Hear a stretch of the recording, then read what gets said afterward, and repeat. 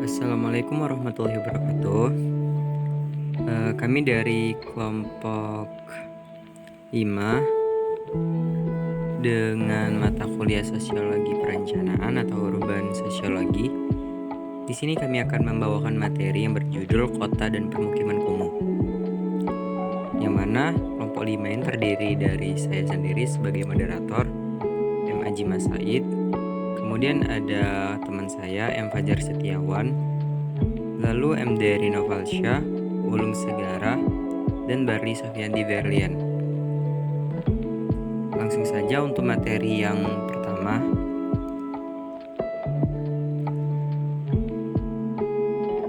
Pengertian kota dan permukiman kumuh.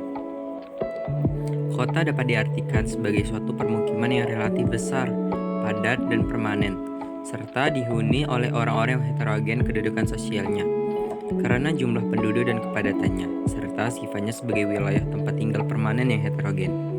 Hubungan sosial di kota menjadi longgar, acuh tak acuh, dan tidak akrab. Dapat dilihat untuk contoh pada tampilan foto di atas ini. Yang di sebelah kiri ini adalah foto yang menunjukkan kota dengan kondisi yang layak huni, dengan bangunan tinggi, tambahan ruang terbuka hijau, dan permukiman-permukiman yang lebih layak lagi. Sedangkan yang pada gambar posisi yang ada di kanan itu dapat dilihat kalau itu merupakan permukiman kumuh yang jarak antar rumahnya itu sangat dempetan, bahkan tidak ada ruang terbuka hijau, dan aliran airnya pun biasanya untuk permukiman kumuh ini kurang bersih dan kurang layak sebagai sumber air untuk kebutuhan sehari-hari. Permukiman ini juga sering disebut dengan perumahan dan atau sebaliknya juga. Sedangkan kumuh adalah kesan atau gambaran secara umum tentang sikap dan tingkah laku yang rendah, dilihat dari standar hidup dan berpenghasilan kelas menengah sampai ke bawah. Adapun pengertian permukiman kumuh ini berdasarkan karakteristiknya adalah suatu lingkungan permukiman yang telah mengalami penurunan kualitas. Dengan kata lain, memburuk baik secara fisik, sosial ekonomi, maupun sosial budaya, dan tidak memungkinkan dicapainya kehidupan yang layak, bahkan cenderung membahayakan bagi penghuninya.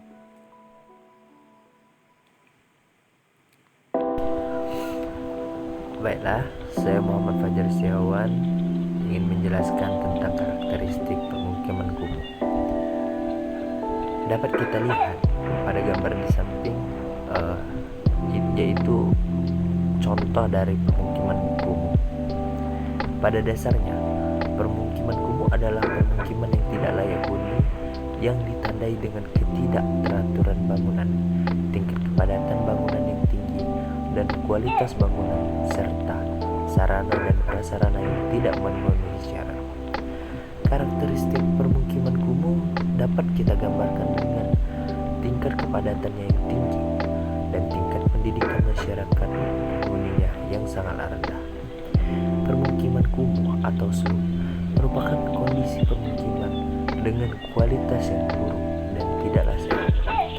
Dapat tempat perlindungan bagi kegiatan marginal serta sumber penyakit epidemik yang akhirnya akan menular ke wilayah perkotaan.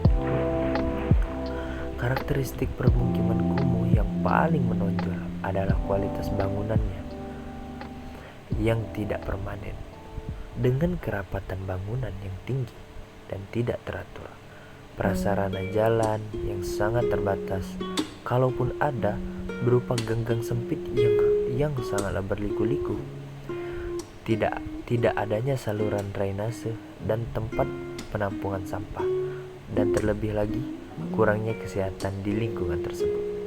Rumah maupun sarana dan prasarana yang ada tidak sesuai dengan standar yang berlaku, baik standar kebutuhan, kepadatan bangunan, persyaratan rumah sehat, kebutuhan sarana air bersih, sanitasi maupun persyaratan kelengkapan prasarana jalan, ruang terbuka, serta kelengkapan fasilitas sosial lainnya. Terima kasih dari saya. Saya kembalikan lagi kepada moderator. Ya, ini faktor penyebab adanya permukiman kumuh ada 4 yang kami dapat. Yang nomor 1, urbanisasi dan imigrasi yang tinggi terutama bagi kelompok masyarakat berpenghasilan rendah. Yang kedua, kurang tegasnya pelaksanaan perundang-undangan. Yang ketiga, kota sebagai pusat perdagangan yang menarik bagi para pengusaha dan kaum pendatang. Dan yang terakhir, nomor 4, semakin sempitnya lahan permukiman karena dinamika penduduk dan semakin tingginya harga tanah maupun bangunan. Assalamualaikum warahmatullahi wabarakatuh. Perkenalkan, nama saya Barli Sofiandi dari Prodi Perencanaan Wilayah dan Kota. Hari ini saya akan menjelaskan dampak adanya permukiman kumuh yang dibuat dari kelompok AMDAL. Dari segi pemerintahan, pemerintah dianggap dan dipandang tidak cakap dan tidak peduli dalam menangani pelayanan terhadap masyarakat. Dari segi sosial, di mana sebagian masyarakat permukiman kumuh adalah masyarakat dengan berpenghasilan rendah dan dengan kemampuan ekonomi menengah ke bawah dianggap sebagai sumber ketidakteraturan dan ketidakpatuhan terhadap norma-norma sosial. Dari segi kesehatan, banyak penyakit yang ditimbulkan akibat pola hidup yang tidak sehat.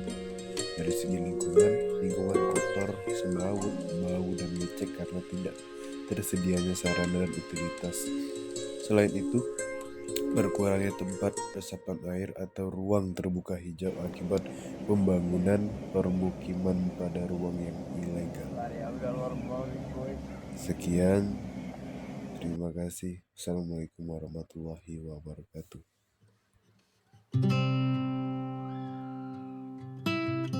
Upaya yang dilakukan pemerintah dalam mengatasi pemukiman kumuh, yaitu 1.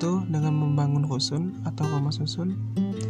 Dengan adanya fasilitas rumah susun yang diberikan oleh pemerintah, diharapkan masyarakat yang tinggal di permukiman kumuh dapat lebih tertata rapi dan juga lebih menghemat lahan permukiman. 2. Program penanggulangan kemiskinan di perkotaan atau disingkat P2KP. Program ini lebih diarahkan pada lingkungan kesehatan masyarakat, contohnya melakukan pembangunan WC umum atau perbaikan drainase. Selanjutnya 3. Rencana program investasi jangka menengah atau biasa dikenal dengan RPIJM. Program ini berkaitan langsung dengan kebutuhan dasar masyarakat seperti air bersih, sanitasi, dan pengolahan persampahan. Dan yang terakhir 4. Memberikan penyuluhan. Maksud dari poin keempat ini ialah mengajak masyarakat untuk lebih memahami dampak atau bahayanya tinggal di permukiman kumuh. Kebanyakan permukiman kumuh itu memiliki lingkungan yang kotor, sehingga bisa menjadi salah satu sumber penyakit bagi masyarakat di sana. Lalu untuk studi kasus pemukiman kumuh ini, kami mengambil studi kasusnya yang ada di kota Palembang. Lebih tepatnya di daerah pinggiran Sungai Musi. Menurut Kepala Balai Prasarana Permukiman Sumatera Selatan, Sumsel, Ahmad Irwan Kusuma, peningkatan kualitas permukiman di Palembang akan dilakukan tahun ini di beberapa titik sesuai dengan kesiapan Pemkot. Luasan kumuh ini sekitar 2.500 hektar lebih. Paling banyak di wilayah hulu daerah bantaran sungai, salah satunya di Sekana Alam Bidaro. Bantuan pengentasan titik kumuh juga akan dilakukan di kawasan Karangbelango, di mana lahan seluas 10 hektar belum dibebaskan. Guna dapat dilakukan pembangunan fisik, pemerintah Kota Palembang saat ini mewacanakan penataan anak sungai termasuk permukiman di sekitarnya. Kawasan kumuh di bantaran sungai kedudukan yakni kira-kira seluas 17,5 hektar. Saat ini membutuhkan penyelesaian detail engineering design atau diedit oleh pemerintah. Dapat dilihat untuk gambaran daerah pinggiran Sungai Musi ini di arah wilayah Sekana. Pada foto di atas ini yang bersumber dari Sumatera Selatan Update. Mungkin untuk materi tentang kota dan permukiman kumuh cukup sampai di sini. Kami ucapkan terima kasih. Kami tutup. Wassalamualaikum warahmatullahi wabarakatuh.